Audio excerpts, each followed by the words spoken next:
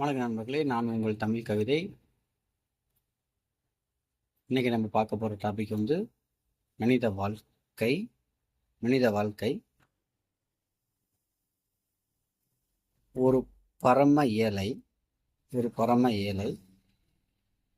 உறவினர்கள் இல்லாத காரணத்தால் தன்னிடம் உள்ள கால்நடைகளை வைத்துக்கொண்டு சுற்றுலா செல்வது போல் காடுகளுக்கு சென்று இன்ப இயற்கையை கண்டு கழித்து மன நிம்மதியை பெற்று சந்தோஷமாக வாழ்கிறான்.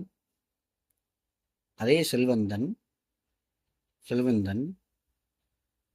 செல்வந்ததை எல்லாம் மறந்து மன நிம்மதியை தேடி அலைகிறான்.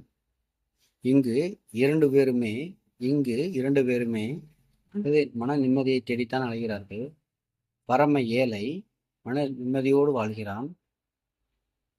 செல்வந்தன் நிம்மதி தேடி அலைகிறான். இந்த நிலைமை மாற வேண்டும் என்றால் நம்ம ஷேர் பண்ணணும், அதாவது ஹெல்ப் பண்ணணும். அப்படின்னா தான் அது நல்லா இருக்கும்.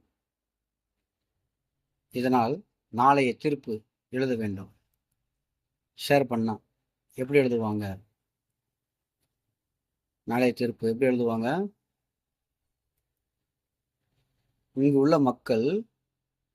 உள்ள மனிதர்கள் மனிதர்களாகவே வாழ்ந்தார்கள் என்று